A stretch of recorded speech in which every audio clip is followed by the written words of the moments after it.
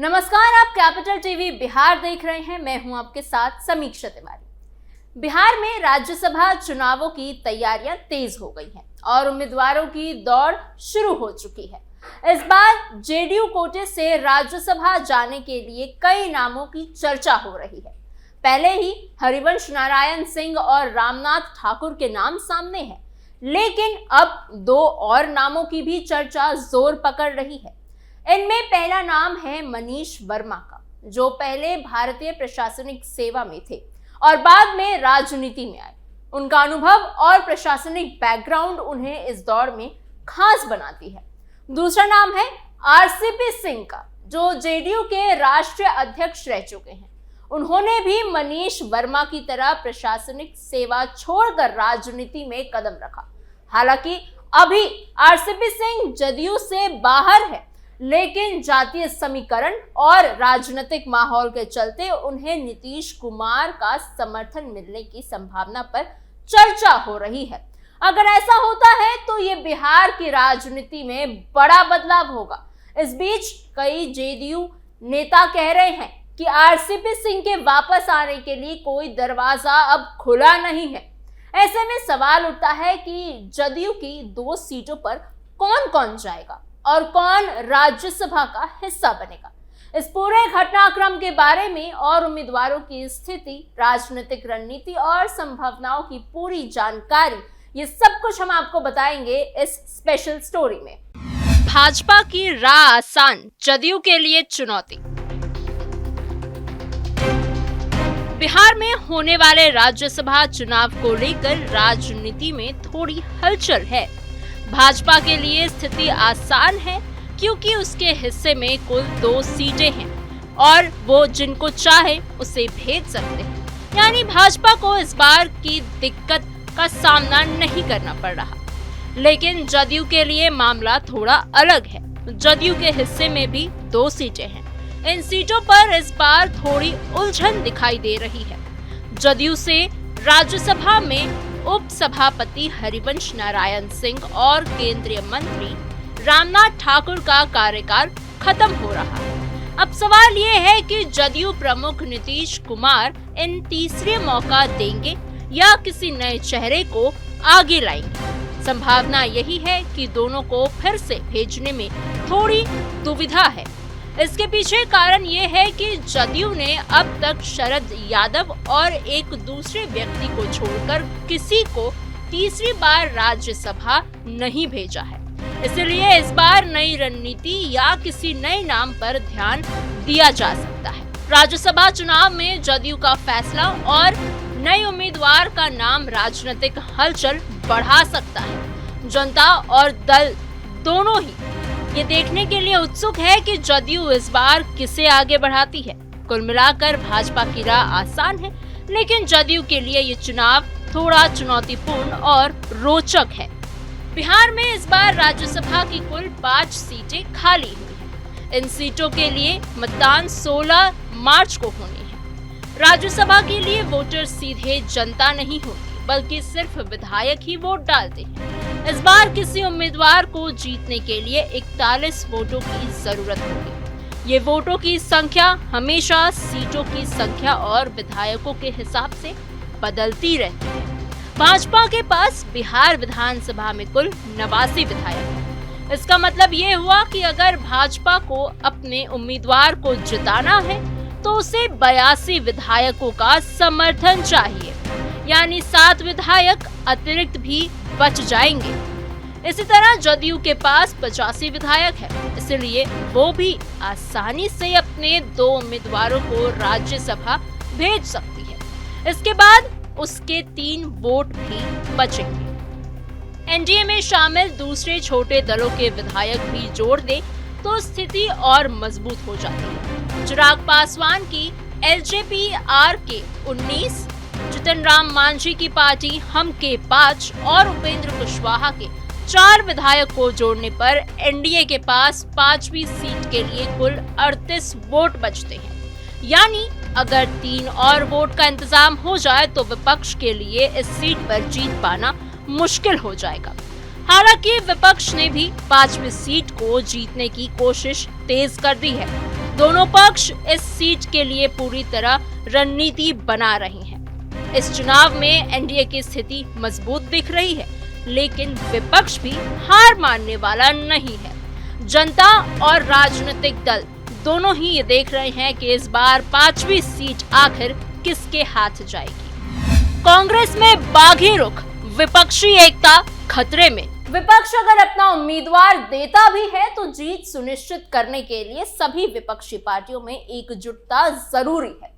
प्रतिपक्षी पार्टियों में राजद, कांग्रेस, आईआईपी के अलावा वाम दलों के कुल 35 विधायक हैं। इसके अलावा असदुद्दीन ओवैसी के नेतृत्व वाले एआईएमआईएम के 5 और बहुजन समाज पार्टी यानी बीएसपी के 1 विधायक है। अगर पूरा प्रतिपक्ष एकजुट रहा तो 41 वोटों का बंदोबस्त हो सकता है। तब 5वीं सीट विपक्ष आसानी से जीत सकता है। हालांकि एकजुटता बनी रहेगी, इसमें थोड़ा संदेह है। संदेह के एक नहीं कई कारण हैं। पहला तो कांग्रेस 6 विधायकों में से 3 का रुख शुरू से ही बागी सा दिख रहा है। वो ना तो पार्टी की बैठकों में हिस्सा लेते हैं और ना ही आला कमान की उन्हें परवाह है। कांग्रेस की बिहार में बदहाली इससे भी समझी जा सकती है कि महागठबंधन को लीड करने वाले आरजेडी ने विधानसभा गठन के पहले से ही तेजस्वी यादव को अपना नेता चुन लिया, लेकिन कांग्रेस तकरीबन 3 महीने बाद भी विधानसभा में अपने नेता का चयन नहीं कर पाई। एआईएमआईएम ने राज्यसभा चुनावों में अपना उम्मीदवार उतारने का ऐलान कर विपक्षी एकता में मुश्किल के संकेत और संदेश दे दिए हैं। बीएसपी विधायक के बारे में भी कोई गारंटी नहीं है, क्योंकि विधानसभा चुनाव में एनडीए और महागठबंधन के विरोध में वो चुनाव लड़ चुकी है। महागठबंधन में आरजेडी के 2 नेताओं पर खास ध्यान है। आरजेडी से जिन 2 सांसदों का कार्यकाल खत्म हो रहा है, उनमें प्रेमचंद्र गुप्ता और अमरेंद्रधारी सिंह शामिल हैं। दोनों को फिर से राज्यसभा भेजने की चर्चा चल रही है, लेकिन पार्टी ने इसके लिए कुछ रास्ते तलाश लिए हैं। एक योजना के मुताबिक प्रेमचंद्र गुप्ता को झारखंड से उम्मीदवार बनाया जा सकता है। वहीं हिना शहाब, जो कि दिवंगत सांसद शहाबुद्दीन की पत्नी है, अगर खुद राजद के लिए राज्यसभा नहीं जाती है तो अमरेंद्रधारी सिंह को उम्मीदवार बनाया जा सकता है। हिना शहाब को एआईएमआईएम को मनाने का भी भरोसा है, जिससे वोटों की संख्या पूरी की जा सके। एजी सिंह को लेकर ये भी माना जा सकता है कि वो अक्सर पैसे के बल पर राज्यसभा पहुंचते रहे हैं। इसलिए इस बार उम्मीदवार का चुनाव इस बात पर भी निर्भर करेगा कि किस में 41 वोटों के बंदोबस्त की क्षमता है। सामाजिक समीकरणों और राजनीतिक स्थिरता के हिसाब से हिना शहाब राजद के लिए फायदे का उम्मीदवार हो सकती है। कुल मिलाकर राजद इस बार सावधानी से रणनीति बना रहा है, ताकि दोनों सीटों के साथ साथ महागठबंधन की स्थिति भी मजबूत बनी रहे। वोटों की गिनती और गठबंधन की समझदारी तय करेगी कि कौन राज्यसभा का टिकट पाता है और किसका नाम पक्का होता है। जेडीयू कोटे से राज्यसभा जाने के लिए इस बार चर्चा में हरिवंश और रामनाथ ठाकुर के अलावा 2 और नाम भी है। इनमें एक नाम मनीष वर्मा का है, जो पहले भारतीय प्रशासनिक सेवा यानी आईएएस में थे और फिर नौकरी छोड़कर राजनीति में आए। दूसरा नाम है आरसीपी सिंह का, जो पहले जदयू में राष्ट्रीय अध्यक्ष रह चुके हैं और उन्होंने भी प्रशासनिक सेवा छोड़कर ही राजनीति चुनी थी। आरसीपी सिंह का जदयू के साथ रिश्ता पिछले कुछ सालों में थोड़ा पेचीदा रहा है। जब उन्हें तीसरी बार राज्यसभा जाने का मौका मिला था, तब उनका नीतीश कुमार से विवाद हुआ और उन्हें पार्टी से बाहर का रास्ता दिखा दिया गया। इसके बाद उन्होंने भाजपा का दामन थामा, लेकिन वहां भी उन्हें कोई खास तवज्जो नहीं मिली। फिर उन्होंने अपनी अलग पार्टी बनाई, लेकिन उससे भी फायदा नहीं हो पाया। इसके बाद उन्होंने प्रशांत किशोर की जन स्वराज पार्टी में अपने दल का विलय कर लिया। जन स्वराज पार्टी की विधानसभा चुनावों में हार के बाद आरसीपी सिंह फिर से जदयू की तरफ लौटे हैं। अब वो अक्सर उन कार्यक्रमों में दिखाई देते हैं जहां नीतीश कुमार भी मौजूद रहते हैं। हालांकि दोनों आमने सामने होते हैं, बातचीत या सम्मानजनक तरीके से दुआ सलाम नहीं होता। फिर भी आरसीपी सिंह जदयू और नीतीश के प्रति अपना एक तरफा लगाव दिखाते रहते हैं। इतने सारे अनुभव और पहले के विवादों के कारण इस बार उम्मीदवारों के चयन में जदयू को काफी दिक्कत होने वाली है।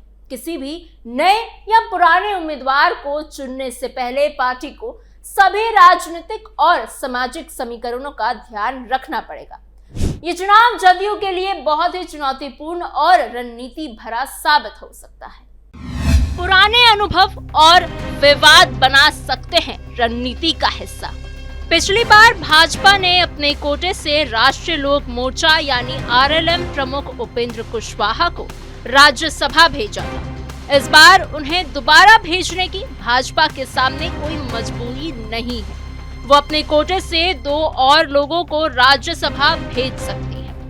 अभी तक भाजपा में जिन नामों की सर्वाधिक चर्चा है उनमें राष्ट्रीय अध्यक्ष नितिन नवीन और लोक गायक पवन सिंह के नाम सबसे ऊपर शामिल है। हालांकि भाजपा के फैसले के बारे में अधिकतर अनुमान फेल होते रहे हैं। किन चेहरों को वो अचानक सामने कर देगी कहना मुश्किल है। कहने को तो राज्यसभा सदस्य का चयन विधायक विवेक से करते रहे हैं, पर यह सच्चाई है कि अचानक राजनीति में आने वाले धनपति भी राज्यसभा पहुंचते रहे हैं। सीधे शब्दों में कहें तो वोटों की खरीद बिक्री भी होती है। झारखंड में राज्यसभा का टिकट बेचने और पैसे के बल पर चुनाव जीतने का मामला भी सामने आया था, पर लोभन देकर विधायकों को अपने पक्ष में करने की भी शिकायतें आम हैं। ये बात अलग है कि ऐसे मामले की सिर्फ शहर या सूबे में चर्चा भर होती है, इसके सबूत कभी सामने नहीं आते। सत्ताधारी दलों के लिए तो 5 से 7 वोटों का जुगाड़ आसान है। निगम बोर्ड और आयोग से लेकर मंत्री बनाने तक के प्रलोभन से विरल ही कोई अप्रभावित हो। क्योंकि 5वीं सीट के लिए 3 वोट एनडीए को कम पड़ रहे हैं, तो राजद को अलग अलग मन मिजाज वाले तमाम विपक्षी विधायकों को एकजुट करने की चुनौती है। प्रलोभन की बात करें तो अभी 33 की क्षमता वाले नीतीश मंत्रिमंडल में ही करीब आधी सीटें खाली पड़ी हैं। विपक्षी उम्मीदवार थैली की व्यवस्था पर हो सकता है, लेकिन एनडीए के उम्मीदवारों की चिंता खुद करने की जरूरत नहीं है। 5वीं सीट के लिए एनडीए के पास 3 वोट्स कम है, इसीलिए राजद के लिए सबसे बड़ी चुनौती यही है कि अलग अलग सोच वाले विपक्षी विधायकों को एक साथ लाया जाए। इसके लिए उन्हें काफी मेहनत करनी पड़ेगी। वहीं प्रलोभन या किसी तरह का समझौता भी हो सकता है, क्योंकि अभी नीतीश मंत्रिमंडल में ही करीब आधी सीटें खाली पड़ी हैं और विपक्षी उम्मीदवार अपने लिए वोटों का इंतजार कर सकते हैं। लेकिन एनडीए के उम्मीदवारों को अपनी जीत की चिंता करने की जरूरत नहीं है। विपक्षी उम्मीदवार अपने लिए वोट का इंतजार कर सकते हैं, लेकिन एनडीए के लिए उम्मीदवारों की अपनी जीत की चिंता करने की जरूरत लग नहीं रही है। यही वजह है कि इस बार चुनाव में एनडीए की स्थिति मजबूत नजर आ रही है। आपको हमारी ये खबर कैसी लगी हमें कमेंट बॉक्स में जरूर बताइएगा। ऐसे ही और खबरों के लिए, जानकारियों के लिए और अपडेट्स के लिए बने रहिए कैपिटल टीवी बिहार के साथ।